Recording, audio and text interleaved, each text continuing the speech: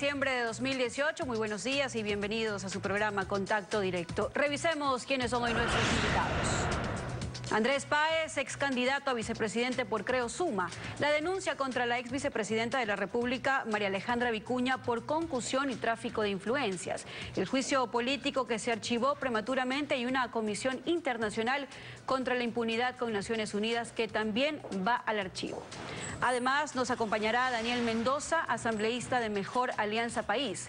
La terna para el nuevo vicepresidente de la República no proviene de las filas de Alianza País. Apertura democrática o desconfianza en quienes militaron durante los 10 años de la revolución. También estará Patricio Alarcón, presidente del Comité Empresarial Ecuatoriano. La corrupción y la inseguridad jurídica, los cambios de forma y no de fondo, son los que no permiten el esperado despegue económico, una proforma que necesita más deuda mientras el recorte en el gasto corriente es ínfimo. La Asamblea ya tiene en sus manos la terna para ocupar la vicepresidencia de la República. Un economista y radiodifusor, una empresaria quiteña y un educador y economista son los integrantes que esperan la resolución del Legislativo. La terna vicepresidencial propuesta por el mandatario Lenín Moreno está integrada por un radiodifusor, una mujer dedicada al trabajo social y un rector universitario. La encabeza Otto Sonnenholzner, guayaquileño de 35 años, especialista en economía internacional. Dirige Radio Tropicana del Puerto Principal, ex integrante de la Asociación Ecuatoriana de Radiodifusores. Conversamos con él vía telefónica y nos aclaró que dará entrevistas si es elegido por la Asamblea. La segunda en la lista es Nancy Vasco Novoa, quiteña de 60 años. Estudió comunicación social en la Universidad Central del Ecuador. Presidenta de la Fundación El Triángulo, que educa a niños y jóvenes con síndrome de Down. Gerente de una empresa florícola. Experta en manejo de organizaciones no gubernamentales sin fines de lucro.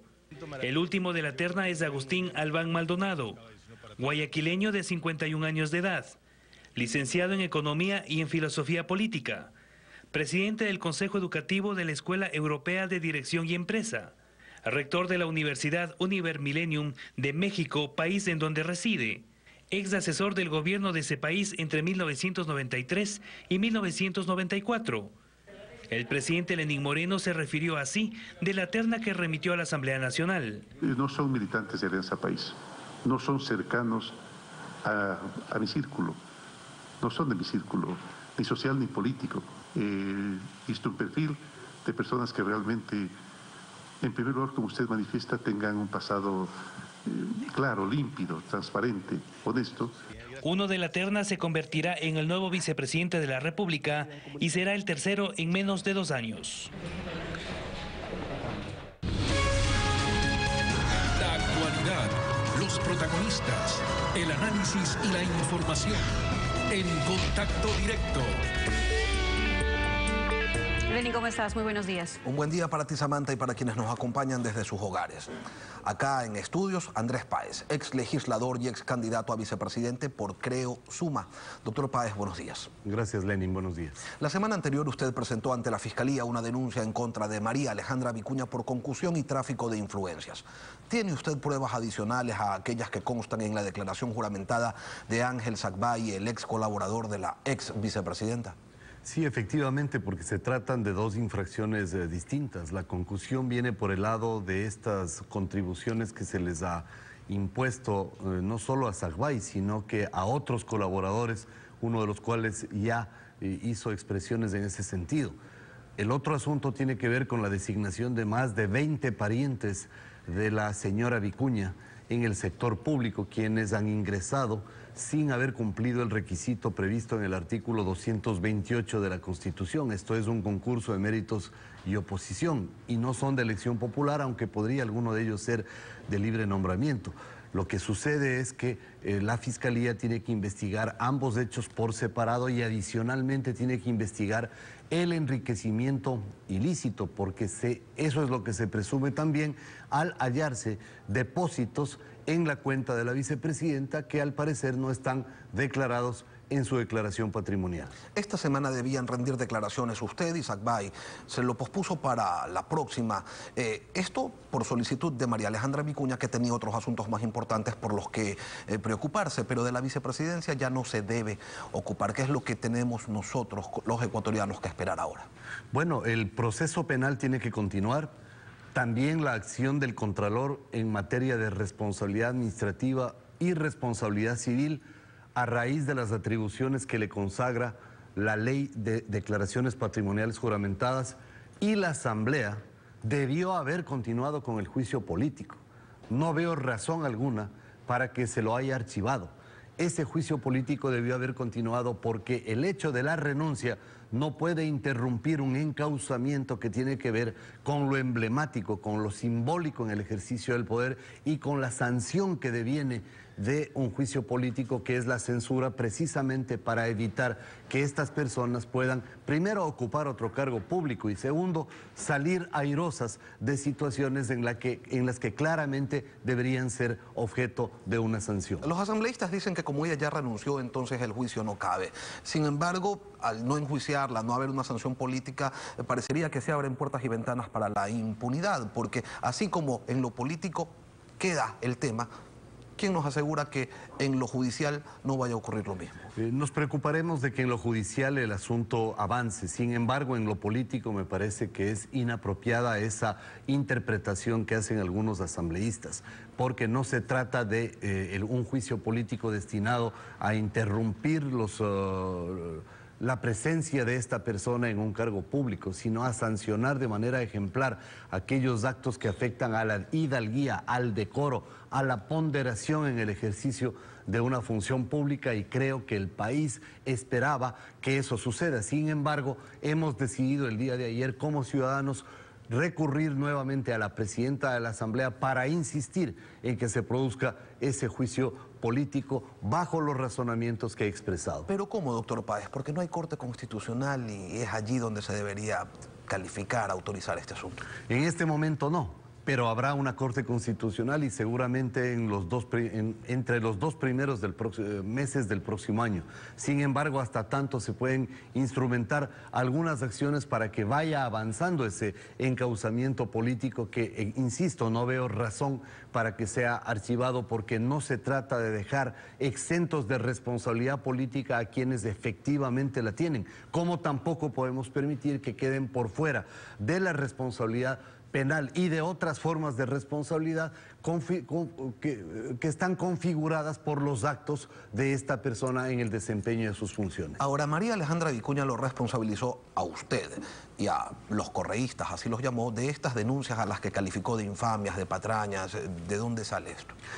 Yo no le conozco a este señor Sacbay, jamás lo he visto. Él presenta una declaración patrimonial. Yo desde hace 6 meses atrás venía investigando el nepotismo y el tráfico de influencias de la familia Vicuña en el sector público. Aquí se han juntado estos temas y lo que yo he hecho es cumplir con mi obligación de acudir a la Fiscalía para que se produzca una investigación por parte de esa autoridad y que lleguemos a conocer efectivamente qué es lo que pasó. Aquí no es un tema de orden personal ni de animadversiones.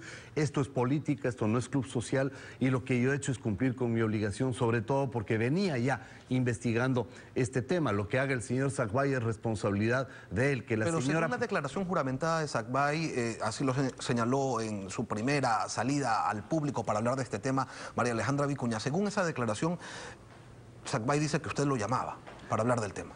Él tendrá que responder las preguntas que yo le voy a formular ante la fiscal general, porque eso es absolutamente falso. No tengo razón de hacerlo. Él además es un correísta, yo no tengo contacto con correístas ni hago tratos con correístas, pero lo que sí hay que aclarar es que aquí no se trata de una persecución, ni de una intimidación, ni nada parecido. La señora no se va además ni por ser mujer ni por ser de izquierda, se va porque se le descubrieron los diezmos por el tráfico de influencias, por el nepotismo, por una veintena de parientes en el sector público, y lo que exige el país es una sanción que siente un precedente, porque todos estos acontecimientos nos han llenado de vergüenza. Doctor Páez, ¿pero de qué sirve denunciar? Denuncias hay muchas en el Ecuador. Usted es el autor de algunas de ellas, pero sentencias en firme, no hay. hay, ni siquiera Glass tiene sentencia en firme. En la Asamblea Nacional tratan la renuncia de María Alejandra Vicuña y no el juicio político.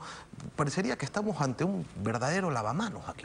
Eso es lo que no se puede permitir. Precisamente tenemos que empeñarnos en impulsar estas causas para que se produzca una sanción y se siente un precedente. No veo motivo alguno para dejar esto en la impunidad, menos cuando hay una demanda generalizada de la ciudadanía de que se llegue a conclusiones que sean efectivamente un precedente para otras autoridades. Y creo que esa es nuestra obligación. No se necesita tener un cargo público para hacerlo. Hay una norma constitucional que obliga a todo ciudadano a actuar en función del bien común y esa es la obligación que yo estoy cumpliendo. ¿Cuál es la responsabilidad política del presidente de la República en todo esto? Porque bajarle el pulgar a María Alejandra Vicuña es una reacción adecuada quizás, pero no borra los antecedentes, el hecho de que fue Moreno quien la puso ahí. Políticamente es explicable que él haya querido poner de alguna forma un taco de dinamita en el sector más radical de Alianza País para romper los respaldos que tenía Correa y ganar ciertos adeptos a su causa de distanciarse de Correa. Pero ciertamente lo que usted dice es absolutamente verdad. La terna presentada por Moreno tiempo atrás fue impresentable. Sin embargo, creo que ahora ha actuado bien, porque quitarle responsabilidades lo que hizo es darle el empujón final a Vicuña, y creo que también ha sido acertado que él presente rápidamente esta terna de precandidatos a la vicepresidencia y que ninguno de ellos esté vinculado con Alianza País, porque la gente está hasta la coronilla de Alianza País, y creo que poner a gente que está simplemente desvinculada de cualquier forma de nexo político con Alianza País, con la tragedia, con la dictadura de 10 años, me parece un acierto, y creo que todos debemos entender que el mensaje es precisamente ese: no más de Alianza País, no más de gente vinculada a la dictadura y no más de personas indeseables como las que acaban de ser depuestas de sus funciones. Ahora, este no es el primero y seguramente no va a ser el último de los casos que denotan el cometimiento de irregularidades en el manejo de la cosa pública. Sin embargo, el presidente de la República ayer señaló que no está de acuerdo con algo que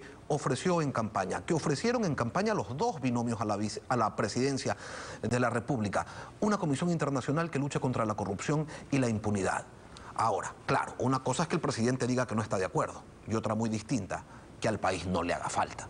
Al país le hace falta, y creo que ese sería un mecanismo muy apropiado para el Ecuador, sobre todo considerando que el antecedente más inmediato es la actuación de esa comisión en Guatemala, en donde los resultados han sido verdaderamente positivos, porque ha permitido poner al descubierto una serie de actos de corrupción, y creo que la lentitud con la que se ha avanzado en el combate a la corrupción obligan a que efectivamente se tome una decisión determinante sobre esto, y que esa ayuda internacional sea bienvenida por parte del gobierno y por todas las instituciones, si es que no existen rabos de paja que quieran cuidarse. A mí me parece que aquí hay que poner las cosas al descubierto y no comenzar a buscar mecanismos y pretextos para tapar la responsabilidad de quienes han estado inmiscuidos en actos de corrupción, y cuya impunidad lo único que va a provocar es la ira popular, porque el desencanto ya provocó. Cuidado con jugar con la ira del pueblo, porque eso es jugar con fuego. En este punto le pregunto, ¿el gobierno de Moreno se está alineando quizás peligrosamente con el discurso de Rafael Correa, quien criticó en su momento que se busque ayuda apelando a que los organismos internacionales se iban a involucrar con la soberanía y la institucionalidad del país? ¿Qué es lo que preocupa? ¿Que sea una comisión totalmente independiente que pueda investigarlo todo y a todos? Eso es precisamente lo que se busca. Una comisión que no tenga ningún nexo, ningún compromiso, que haga su trabajo y que cuente con el auxilio de todas las instituciones, pero también con la disposición de todos de someterse a esas investigaciones sin ambajes, sin condiciones. Creo que eso es lo apropiado. Aquí no hay un tema de soberanía ni nada parecido. Aquí hay una decisión de lucha contra la corrupción. La situación es tan grave que Moreno debería convocar a un gran acuerdo nacional para la lucha contra la corrupción y la impunidad, y aprovechar este momento para también convocar a un acuerdo por el empleo y la producción, de manera que podamos enfrentar la grave crisis económica que vive el país y que ya no puede taparse, ya no pueden seguir barriendo debajo del tapete. Ya llegó el momento de enfrentar y tomar el toro por los cuernos. Creo que este es un buen momento para convocar a todas las fuerzas políticas que no pueden eximirse de participar en estos grandes acuerdos en función del país. Creo que los ecuatorianos demandan eso. Ya hemos tenido conflictos. Ahora vamos a los acuerdos sobre temas fundamentales que no implican renunciamientos de carácter ideológico ni político, pero sí una clara demostración de una actitud cívica y patriótica para sacarle al país adelante en medio de una crisis tan severa como la que estamos viviendo. Andrés Páez, gracias por venir a Contacto. Muchas gracias, Lenin. Buenos días. Buen día. Y tras la pausa, Daniel Mendoza, asambleísta de Mejor Alianza País. La terna para escoger al nuevo vicepresidente. ¿Habrá votación en bloque o se dejará en libertad a cada asambleísta para que escoja?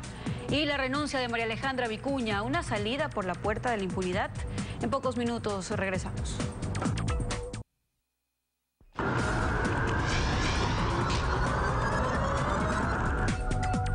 Ya está con nosotros Daniel Mendoza, asambleísta por Manabí del movimiento Mejor Alianza País. Buenos días, legislador. Buenos días, Lenin. Un gran saludo a todos los ecuatorianos. El presidente de la República remitió a la Asamblea la terna con los nombres de los candidatos para ocupar la vicepresidencia de la República. El hecho de que no haya ningún adherente, afiliado, integrante, simpatizante de Alianza País, ¿afectó las expectativas del bloque? Posiblemente existan asambleístas que hayan esperado que el presidente incluya algún nombre de algún militante del movimiento Alianza País, pero una vez más queda ratificado que el presidente Lenín Moreno está en sintonía con los intereses nacionales y él ha demostrado que efectivamente es el presidente de todos los ecuatorianos, no necesariamente es el presidente de una organización política. Efectivamente, él es militante y preside una organización política, pero él debe trabajar pensando en los más altos intereses de todo el país, de todos los ecuatorianos. Por eso me parece acertada la decisión tomada por el presidente en el sentido de crear y conformar una terna de 3 hombres, o sea, 2 hombres y una mujer, que cumplen a cabalidad con lo que el país en este momento está necesitando. El país requiere precisamente que se dinamice la economía, requiere que se genere empleo, requiere que se mejore la imagen que se proyecta del Ecuador hacia la comunidad internacional y por lo tanto la nueva vicepresidencia tiene que recaer en el mejor perfil de los 3 que el presidente ha remitido en este momento a la Asamblea Nacional. Tenemos la oportunidad de nosotros como asambleístas también demostrar con nuestro voto justamente ese compromiso con el Ecuador. Me parece también que hay una intención implícita en la conformación de la terna al momento que el presidente envía los nombres en el orden en el que lo ha hecho. El economista Otto Sonnenholzner pues evidentemente recoge todos estos elementos y presenta un escenario esperanzador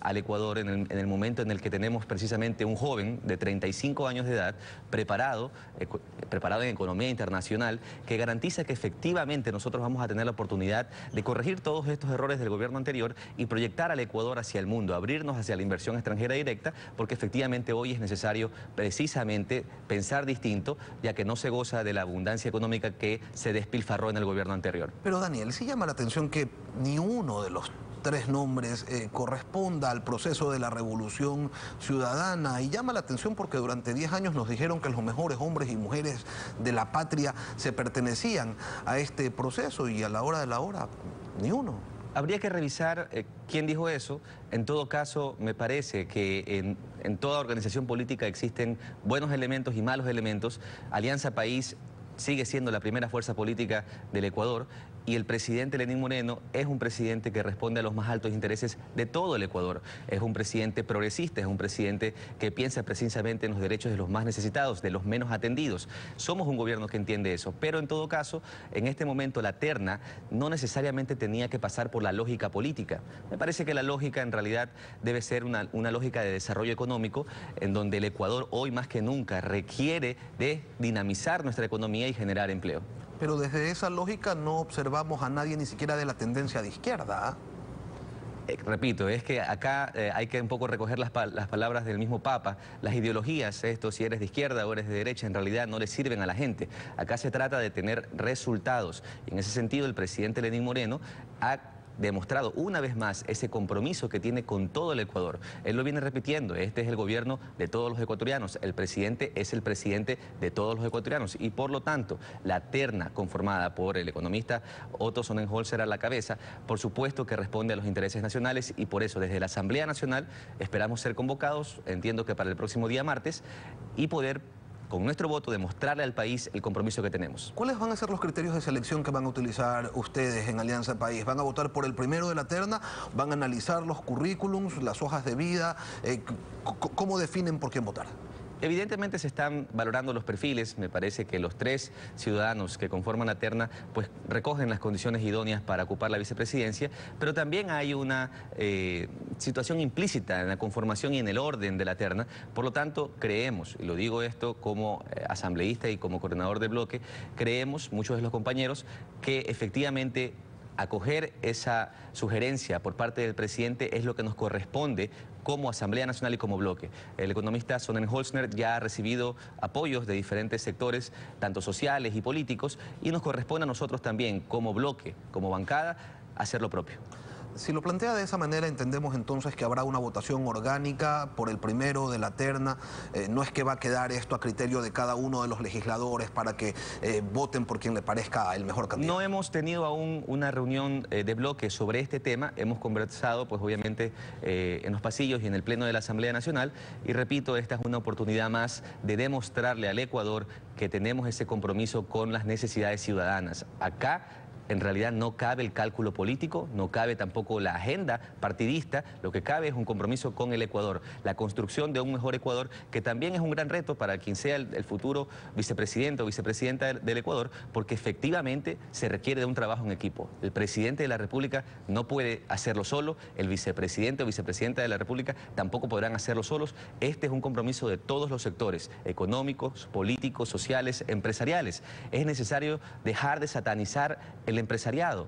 Este es el momento de trabajar todos como un gran equipo para sacar adelante el Ecuador. Estaríamos ante un eventual vicepresidente de concertación, ¿no? Respaldado por el oficialismo, por la oposición, por ti. Lo cual le hace bien al Ecuador, más aún en un momento en el que es necesario, repito, este trabajo en equipo para perseguir esos grandes objetivos que hoy son necesarios para las nuevas generaciones. Incluso el hecho de que quien encabeza la terna sea un joven de 35 años es también un mensaje positivo para todo este segmento de la población, que somos mayoría, de que tengamos representación también en el Ejecutivo. No basta con la representación de los jóvenes en la Asamblea Nacional, que está bastante bien reconocida, sino también en el Ejecutivo, y el presidente hace muy bien, es una decisión acertada, en recuperar también la confianza de este segmento poblacional, que es muy importante para la dinamización de la economía ecuatoriana. Y con esto se le echa tierra al tema de María Alejandra Vicuña, que era tan grave, que se la debía enjuiciar políticamente, pero como renunció,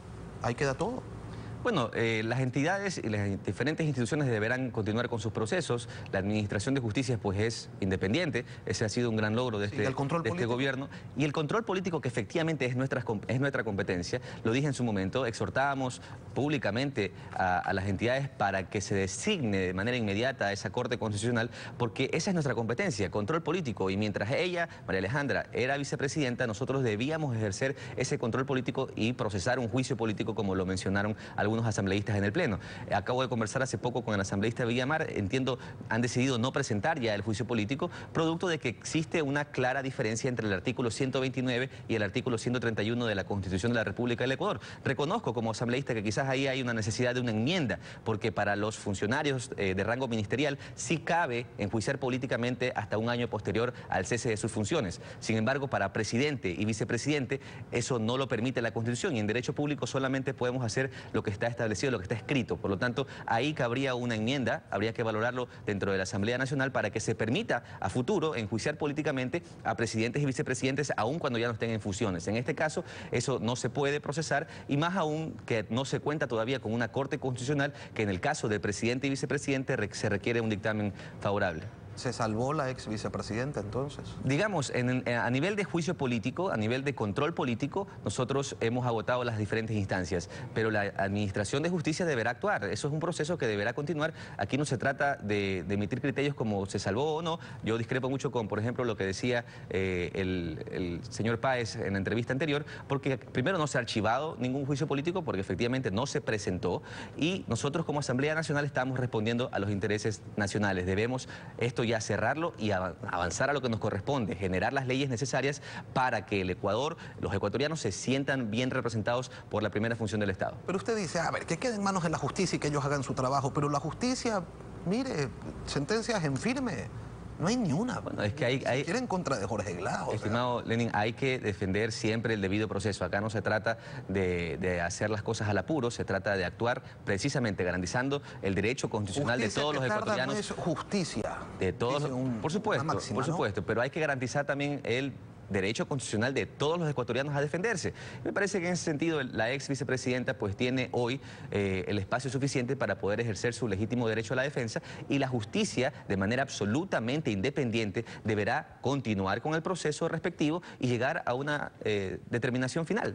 Hablando de independencias, una comisión independiente que se encargue de luchar contra la corrupción y la impunidad. Hay que valorar realmente el tipo de mecanismos que hay que utilizar en el Ecuador para que se transparente absolutamente todo. Ese es un compromiso que empieza con el presidente de la República y continúa con todo el sector público y también con el sector privado. Debemos nosotros entender que el combate contra la corrupción en realidad es un compromiso de todos los ecuatorianos, no es una enfermedad exclusiva del sector público, también hay corrupción en el sector privado. Por lo tanto, me parece que una comisión de un organismo internacional es una opción válida, que hay que valorarla, pero hay que entender el proceso que estamos nosotros también llevando como país, como gobierno. Se han emprendido grandes medidas que han ya obtenido resultados, se ha transparentado mucho, pero falta todavía mucho por construir. Nosotros venimos defendiendo también el hecho de que, por ejemplo, las grandes inversiones que se han hecho en el gobierno anterior todavía requieren que se transparenten. Hay muchas cosas que no han salido a la luz y recién hace poco hemos visto cómo, por ejemplo, temas como Coca-Cola Sinclair o Tuachi Pilatón siguen generando problemas. Todo debe transparentarse. Yo no me cierro a que quizás la conformación de esta comisión sea una opción válida, pero debemos valorarla en las instancias respectivas. Una opción válida y además una oferta de campaña. Daniel Mendoza, asambleísta de Mejor Alianza País, gracias por venir a Contacto Directo. Muchas gracias, Lenin. Breve pausa y cuando regresemos, Patricio Alarcón, presidente del Comité Empresarial Ecuatoriano. Una reactivación económica que se mantiene en turbulencia. Manténgase en nuestra sintonía.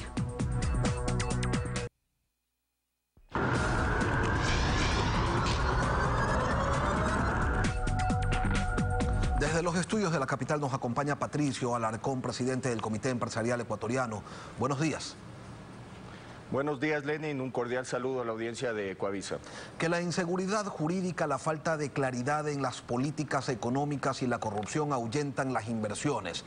Lo viene diciendo el sector privado desde hace tiempo. Las inversiones siguen sin llegar. Esto es, le pregunto, ¿porque poco y nada ha cambiado en relación a los aspectos señalados o hay otros motivos, otras razones? Mire, los capitales, el dólar y los dólares en general son cobardes. El Ecuador ha pasado por cambios importantes. Nosotros entendemos que el presidente ha hecho una gran labor en el ámbito institucional. A raíz de la consulta popular, ahora tenemos un Consejo de Participación Ciudadana independiente y ciertamente se están cambiando las autoridades de control. Se independizan las instituciones de control y esto promueve la seguridad jurídica y la inversión empieza a llegar poco a poco. En otro ámbito se ha hecho un gran trabajo en materia de relaciones exteriores. Están trabajando en la apertura de mercados, ha hecho un gran trabajo el ministro de Comercio Exterior. Vamos a entrar como miembro asociado a la Alianza del Pacífico. Estamos en el intento de entrar a una negociación bilateral con los Estados Unidos y todo esto es muy positivo para el país. Ahora, ¿dónde estamos estancados? En las medidas que se tienen que tomar para reactivar la economía, que en un inicio van a ser traumáticas, pero poco a poco el país o la economía del país tiene que ir creciendo por medio del sector productivo. Pero es que entonces, los cambios que usted señala, Patricio, son asuntos muy puntuales, pero las estructuras se mantienen intactas, el modelo sigue siendo el mismo. No, lo que está sucediendo en este momento se cambió, en este momento acaba de pasar y tiene que pasar el reglamento de una nueva ley. De una ley que fue aprobada el 21 de agosto, fue publicada en el registro oficial, han transcurrido 3 meses. Se han demorado, hasta el día de hoy no hay un reglamento. Estoy totalmente de acuerdo, se han demorado. Yo creo que el gobierno tiene buenos pensadores y creo que tiene mucha gente que piensa en la política, pero que no toman decisiones. Y en este momento se tienen que tomar decisiones para mejorar los problemas estructurales que tiene el Ecuador, que es el desempleo y la economía. Entonces, la única manera en que vamos a salir adelante es promoviendo el crecimiento de la economía por medio del sector privado y tomando medidas, bajando el gasto público, generando las condiciones de competitividad para el sector privado. Y estoy de acuerdo, mire, se toman decisiones en el aspecto político, el gobierno hace muy bien las cosas. En el aspecto económico seguimos sin una coordinación objetiva, creo yo, muchas veces por parte del gabinete. Entonces, ¿qué se debe definir? Mire, las señales son buenas, estamos cambiando de modelo, pero se tienen que tomar ciertas decisiones. Y se tienen que tomar ciertas decisiones para que nos apoyen los multilaterales. Pero ¿se está realmente cambiando de modelo? El ministro de Finanzas, que salió del seno del Comité Empresarial Ecuatoriano, criticando el tamaño del Estado, pero ¿cuánto se ha reducido el gasto corriente? ¿En cuánto se ha reducido el tamaño del Estado? Mire, el gasto corriente no se ha reducido y de acuerdo a la proforma presupuestaria, el próximo año va a aumentar el gasto corriente. Yo espero que por las negociaciones a las que tienen que llegar con las multilaterales y pronto porque la economía o la falta de liquidez del gobierno puede generar un problema, pero simplemente porque no se han tomado estas medidas, yo creo que para llegar a este acuerdo va a tener que el gobierno ser más drástico en cuanto a bajar el gasto, en cuanto a paralelamente tratar de revisar temas, por ejemplo, como la focalización de los subsidios, para darle un ejemplo. Pero sobre la focalización de los subsidios, ayer el presidente Lenín Moreno decía que sí, que el tema está analizado y que se decidirá algo en algunos días o en algunos meses, y también habló de la relatividad del tiempo. Con este discurso, ¿ustedes de verdad pueden identificar un norte?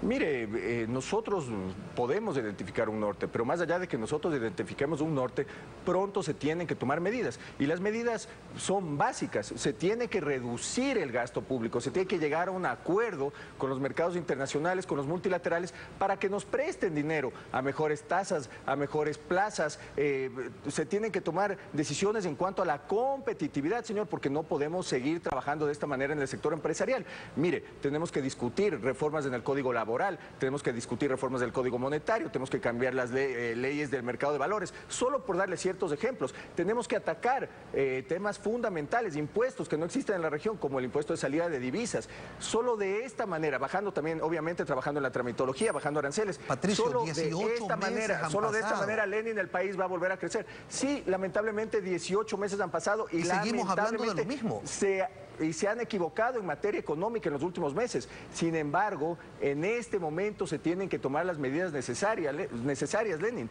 El país no aguanta más. La situación de la caja fiscal yo no creo que es la más óptima. Entonces, pronto, y yo creo que en el mes de enero tendremos que tener noticias, tendremos que apreciar las medidas necesarias que tiene que tomar el gobierno. Caso contrario, como usted dice, seguiremos en el mismo modelo, seguiremos hablando de lo mismo, se solucionan problemas en el tema institucional, seguiremos trabajando en la apertura de mercados, pero la economía no volverá a crecer por donde tiene que crecer, que es por medio del sector productivo. ¿Y la proforma presupuestaria qué? Mire, yo creo que se equivocaron en la proforma presupuestaria.